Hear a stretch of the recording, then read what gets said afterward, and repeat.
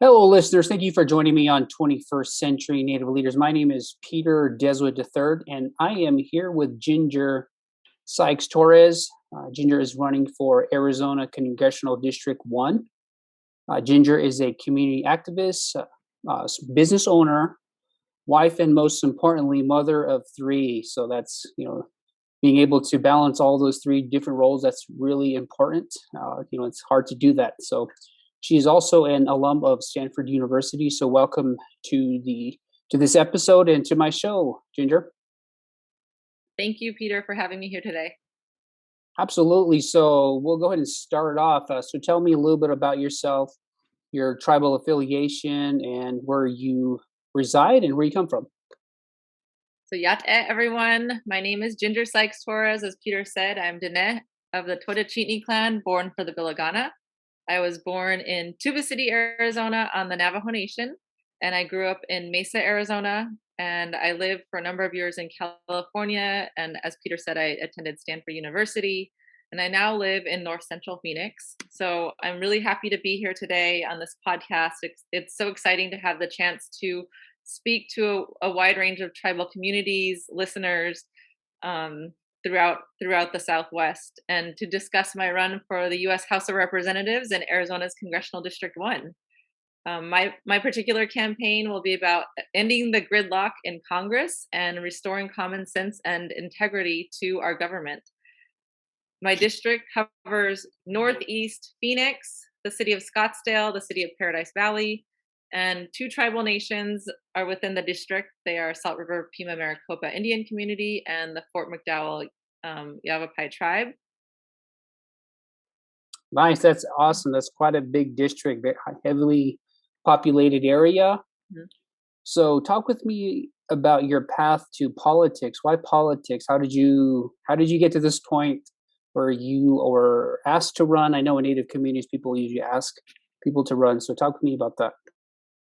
So politics is something that I was only drawn to in recent years. My husband and children and I have volunteered for local campaigns in our city, mostly for city council and for the mayor's office, for candidates that we really support. First, we got involved by canvassing, which is knocking doors, passing out reading material. And then we went on to hosting fundraisers at our house for candidates to raise money for their campaigns. Um, and then, in addition, my husband and I and our whole family actually got very involved in the 2020 presidential election, and we both created grassroots movements to generate, for me, Native American enthusiasm, and my husband, who is Mexican, Latino enthusiasm for getting out the vote in the 2020 election, because we saw that election is such a critical time in the direction that our country was going. And so both of us worked together to organize car parades and bike parades to the polls in Phoenix. And most notably, one of them was called Low Ride-In for Joe Biden, which was really fun. We got a bunch of low riders out, and had a big rally, and COVID safe rally is in Phoenix. I also worked very closely with the Biden team and the Arizona Democratic Party to organize these events. We also created T-shirts and stickers and yard signs. My personal one was called Denef for Biden. So I was really trying to get out Navajo enthusiasm to get to the polls. During COVID, it was so critical because there were so many obstacles to be able to vote in person in Navajo, in addition to all of the regular obstacles of voting in Native communities, which can be kind of just accessing the polls and um, just generating that enthusiasm. Um, let's see, I also worked with other Native organizers throughout our state. And so we were all worried about all of those get out the vote obstacles. So we worked together basically to make history in Arizona with the Native vote. And we all know how much the Native vote was critical for this last election, and especially turning Arizona blue for the 2020 election. Recently, in the past few years, a few notable leaders within my city have planted the seed of running for office in my head. And although I'd never considered it prior to that, I gave it some thought, and I decided that this is a way to step up and help my community. And in addition, I'm very inspired by our Secretary of the Interior, Deb Haaland. and also Congresswoman Sharice Davids, who were kind of the first Native women to put themselves out there and be our congressional representation in for Indian country. And so they showed that not only is it possible for Native women to run for Congress, they showed that it is possible for Native women to win. So I think they were very inspirational, and they're somebody that I kind of look up to in terms of running for office in general.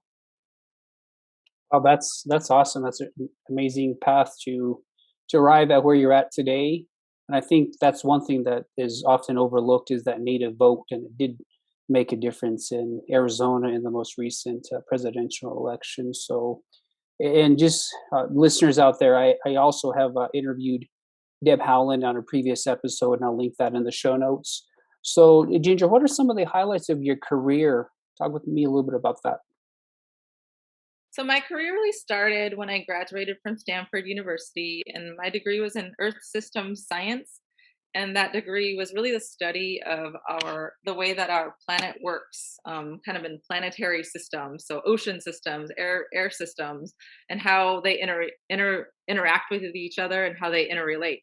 And so I worked for many years after I graduated in the field of environmental planning and environmental consulting, where I first started writing and project managing environmental impact statements for large development projects. A lot of them were energy related.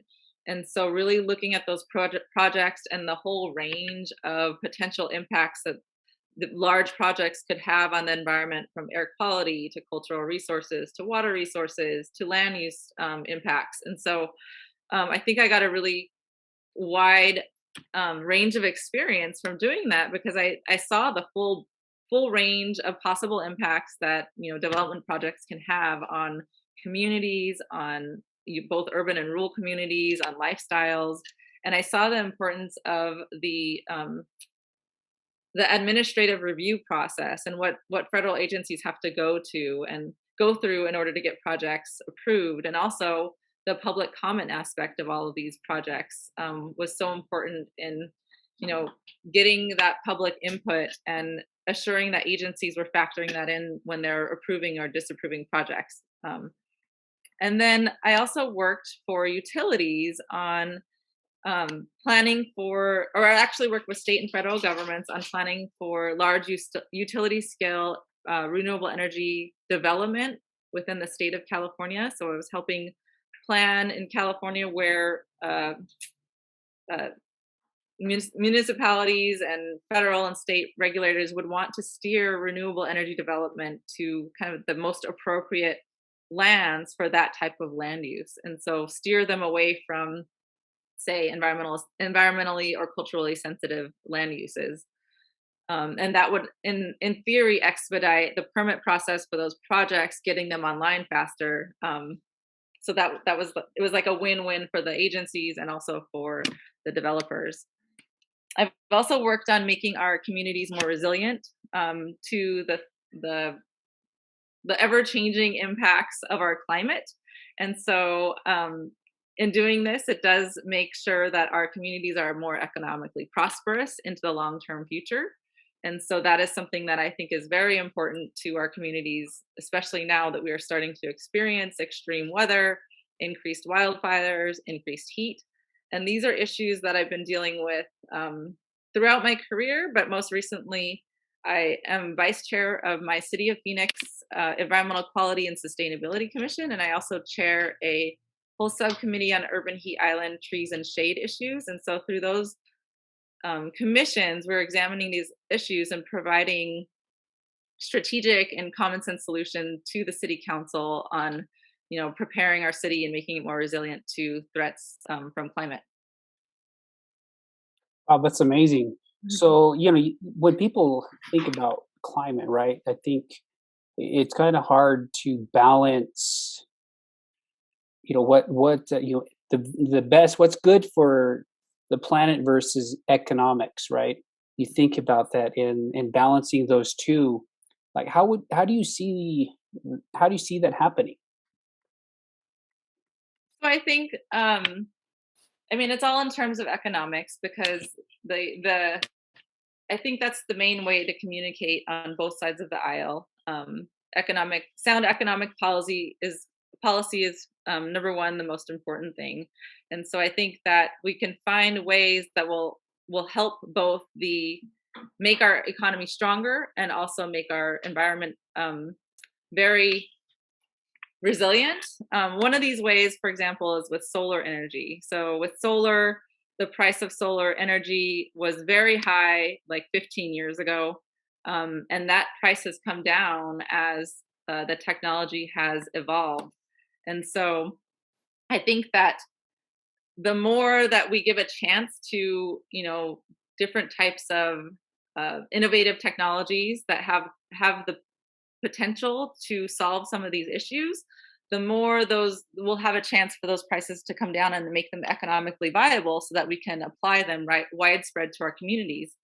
And I think it's irrelevant whether or not we believe in climate change because we're all dealing with the same climate impacts across the board. So I think that the economic value of dealing with these problems early on is going to reveal its benefits the sooner we deal with them now. So it will be cheaper to solve some of these problems in the near future than it will be down the road when we keep having to solve them year after year if they keep coming up in terms of all of the extreme threats. Right. And I think from what I took from that is like it's sustainability. The reason I say that is because I serve on the board of Navajo Agricultural Product Industry here in Farmington. And that's one of the things we always look at is, the value, the economic value looking towards the future versus the environmental impact. So I think that I like the way you answered that. So, Yeah, and some of that is all kind of like risk assessment based too. So, I mean, how much are you willing to deal with the risk of, having to clean up after extreme weather and storms or increased heat or droughts or water availability um, in the near future versus the longer term. So it's a balance between trying to make those decisions, but I think those are the tough decisions that I think our leaders should be really thinking through very hard. And that's the type of thing that I'm not afraid to take on in terms of getting all of the information and trying to make those decisions that are best for our communities. nice. I also like that you have your education and then your experience as well. You're coupling that and using that to serve the people. So speaking of serving, was serving the people in politics, was that a lifelong goal or did that just come about? It wasn't a lifelong goal for me. I about 6 years ago, I made the tough decision to halt my career to stay at home with my kids while they were babies. And so, as my kids have grown older, I've been able to dedicate more and more of my time to serve people in my own community. I'm involved in a wide range of boards and commissions, including being on the board of the Heard Museum, being on an advisory board for our Southwest Shakespeare organization, being on the board of the Ronald McDonald House of Arizona, being a Girl Scout troop leader. I'm also on the board of Valley Leadership, which is a very notable leadership organization here in the Phoenix community. But in addition, I've also just jumped in to help when things come up in my community. For example, with COVID, I noticed that there were a lot of early messages on Facebook that were requesting masks, especially at the hospital where I was born in Tuba City. And so at the onset of COVID, I started making hundreds of masks with my mom because she was quarantining with me. And that turned into thousands. And eventually my husband and I co-founded a relief group called Navajo PPE for Navajo First Responders that sent over $70,000 of supplies across the Navajo Nation directly to first responders. And that included, thousands of gloves, thousands of gallons of hand sanitizer, all of the stuff that was really needed early on in COVID, because we were hearing messages that first responders were just not getting them in their hands fast enough, and we had access to lots of that stuff here in Phoenix, and so we thought it was just imperative to jump in and help where we could. So I've realized that I spent so much time and energy serving my community, both here in the Phoenix area and also my community of Native relatives on the Navajo Nation, that I realized that this is a way, running for office is a way to make a greater positive change for many, many more people. in the community. And I guess for so many people, it just politics is something that can be nasty and also confusing.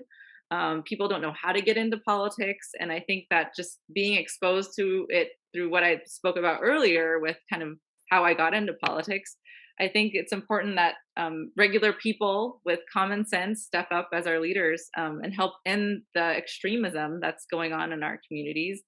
And really, like, it's really the people that want to help, make our communities a better place, that should be leading our communities.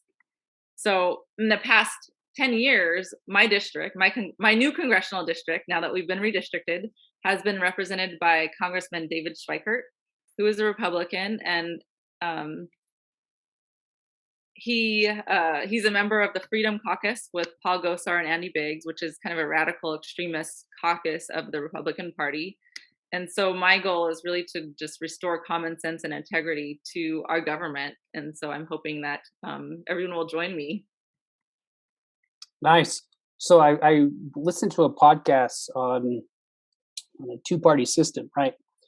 And it talked about how extremists or whichever party, right, whether you're liberal or conservative, and it talked about having a two-party system. It essentially overlaps, right? So if you think about that, how would you differentiate that? Like how would you serve both sides? I know I talk about this a little bit further in the questioning, but that's always a common thing is serving two groups of people. How would you go about doing that? Well, I think just having an open door and being willing to have conversations with both sides, I think, is so important, because so many times people are so closed off to each other, on those extremist sides, that I think just having simple conversations and hearing kind of other people's point of view is so important. I think we need representatives that have the interest of our regular people in mind. And being somebody that is not a career politician, I think that's something that I can do, because everything that I've done in the past several years has been to help my community. And so that's really the goal for me. We also need to trust that our representatives are trying to work together to make progress, and not just working for their own personal benefit. So I think those are some of the ways that we can we can get at working for the common good together. Nice. I like that. And I like that response. I think, from what I took from your comment was like just listening, right? I think that's one thing we have failed to do is listen to the other side and coming to a commonality so that we can move forward. I think that's the biggest thing is listening. I think we often, my doctoral work is in organizational leadership, and within leadership, we're supposed to listen. We're supposed to listen to our people. We're supposed to listen to our constituents for what they want. So I think I like that comment, the points that you made. So looking towards the future, what do you think is the biggest challenge that we face? So right now, I think our biggest challenge is obstruction in Congress. Vital things are not getting done because of the partisan politics that are going on. I also think we need to ensure that there is economic prosperity for the middle class. I walk my own neighborhood here in the Phoenix area, and I see businesses opening and closing. And we need to make sure that economic growth is made available to all businesses, all residents that are within our communities. And we need to make sure that we have an equal playing field and competition, so that we can get inflation under control. Uh, with regard to other areas, education is important to me. We need to make sure that the education system is strong, and we need to help our public schools so that more students stay here, and that go to college here, and can also join the workforce here once they graduate from college. Obviously, the environment is top of my list too. So we need to protect our environment so that our economy can remain resilient to extreme weather and continue to grow as well. But none of this really can get done with the gridlock in Congress that is going on now. I have a proven track record of working with both Republicans and Democrats and independents to advance change in my own community. So that's what I intend to do. So I know this is one thing that many I guess, minoritized people deal with. How do you how do you manage living within and navigating within mainstream and living within your traditional culture? One way that I do this is through hoop dancing. I'm a hoop dancer. In 1997, I became the first female hoop dance world champion in any age division in the Heard Museum's annual hoop dance contest, and that was when I was in high school. It was tricky to navigate that contest early on because there were very few female hoop dancers that ever entered the contest. And not only was I in the minority of, female versus male, I also was a gymnast and a dancer growing up. And so I inserted some kind of gymnastics moves into my hoop dance. And so it, it made it even more stand out than just regular. And so I think that was one of the first major obstacles and one of the first times I had to navigate living in a traditional, living in a modern society and both having traditional roots as well. And so that was that was something that I learned a lot from on how to integrate both being an urban modern native with traditional aspects of our culture. And I continue to pass this tradition on to my own kids. I've taught them to hoop dance, and I've worked to develop a partnership with a ballet school here in Arizona, which is called Ballet Arizona, to engage Native youth in both dance and ballet. And through this, I started a hoop dance class for Native American youth. For the past 2 years, I've been teaching it online on Zoom. And as you can imagine, it is as difficult as you can imagine it is because it's not easy to teach young kids to learn how to hoop dance through a Zoom screen when I can't show them how to manipulate the hoops in person. So just living as an urban Indian for most of my life, all of my life, I want to provide opportunities for other urban Native youth to have those cultural tie-ins, whereas they might not, be with their relatives that can teach them some of these traditions. I want to provide that opportunity where they might be lacking. And Nice. I also think it's important to remember that our opportunities as natives today are owed to our ancestors that made all of this possible. And so I really feel strongly that we need to give back and help our native youth and help them learn traditions when they don't have the opportunities and that they can carry them forward into the future. Right. I think that's one thing that's really unique about, being a minoritized person within the United States because we're citizens within the United States, but we're also citizens within our native nations. And I think that's one thing that's unique about being a Native American here in America because we have to blend and learn to live within both cultures, actually probably multicultural because many of our native people, have other cultures that are within what they do. So that's one of the reasons why I asked that question because it's definitely a phenomenon that we look at. So, what percent of your constituents are native? So I asked my team this earlier today because I really wanted to understand the amount of native population there. There's two tribal nations, as I mentioned before. The district includes the Fort McDowell Yavapai Nation and the Salt River Pima Maricopa Indian community. In terms of the constituents in the entire district, I think it's about 2% of the constituents are native of voting age. So if elected, I would be Arizona's first Native American congressional representative. And I would also be the first Navajo congressional representative nationwide. So I really want to work to advance progress for my district, but I would also have the opportunity to advocate for Native issues on the national level across the board. And I just want to mention that with Auntie Deb Holland stepping up to the Interior Department and Secretary, there's one less Native American representative in Congress that understands the needs of Native communities and the struggles of Indigenous peoples. And so I think it's very important that we elect more Native women, especially to Congress. Right, I agree with that, and I think that's one thing that is often overlooked is a lot of those like the native vote matters, right? There's not just in Arizona, but New Mexico. And I think that's one thing that's really powerful. Deb Howland, very similar district, a lot of Latino vote, but, was able to get elected. So I think that's one thing that's really cool about what we're doing. And that's why I asked the question about, being native but living within the mainstream societies, because we do have to blend both into what we're doing. I mean, we're all Americans, right? So anyway, so moving on. So how do you want to be remembered? Like once everything's done, you're an elder within the community. How do you want to be remembered? I want to be remembered as a good person, a good mom, and somebody who does all they can to make the world a better place.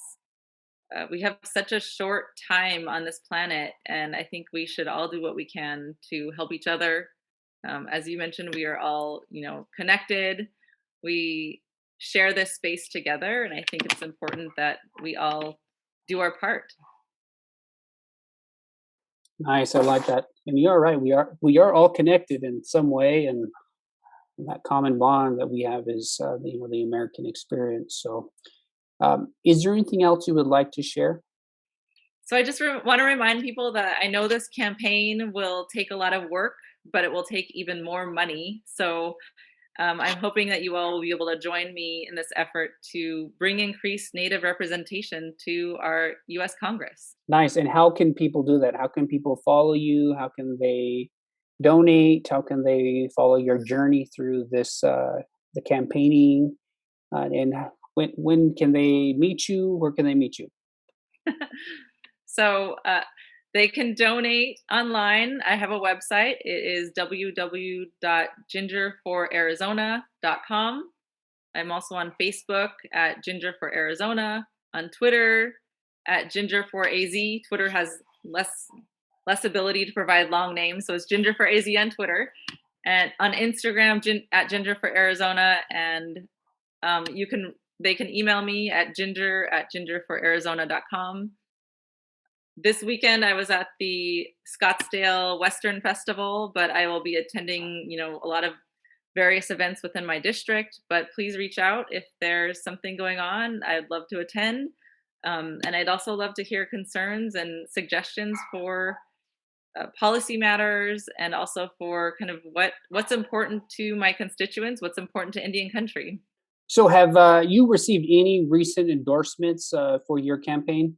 So yes, Peter, I have received an endorsement from Representative Jasmine Blackwater Nigran, and I'm very honored and humbled that she has chosen to believe in me and believe in my campaign and believe in the change that I want to make for our community. Well, that's awesome. That's a pretty amazing endorsement, and hopefully you'll get some more endorsements as we move. If it's only been a week since you've announced your run for Congress. Yes, thank you. Nice, thank you. I appreciate you being on the show and sharing your education, your path to, running for the new Arizona Congressional District 1. And I think one thing that is often overlooked is the amount of work it has taken for you to arrive at where you're at today. And I think one thing that's important is, just thank you for what you do in representing Native American, representing us out there in mainstream, and carrying the torch. And I think that's one thing that's often overlooked is the journey and all the hard work that it takes to get to where you're at. So I just want to say thank you for everything that you've done. And again, if you're on Snapchat, well, you're not on Snapchat though, right? I guess I'm too old to know how to use Snapchat. Don't hold it against me. Snap. I know. I'm actually a high school principal, and everyone's like, "Oh, it's not Instagram. It's Insta and Snap." So there's all this new lingo going on that I don't even know too. And I'm around, high school teens all the time, so I'm a little bit out. But follow Ginger on Instagram. If there's an intern out there that wants to help me with Snapchat, let me know. That's awesome. Isn't it that generational divide, right? There's all these words. Yes. I have an eighth grader, and there's words that she says I don't even know what they mean, and it's just so different. But anyway, if you're out there and you're listening and you're on Facebook, uh, Twitter, Instagram, take a look and follow a Ginger out there and follow her journey as she makes an historic run for Congress.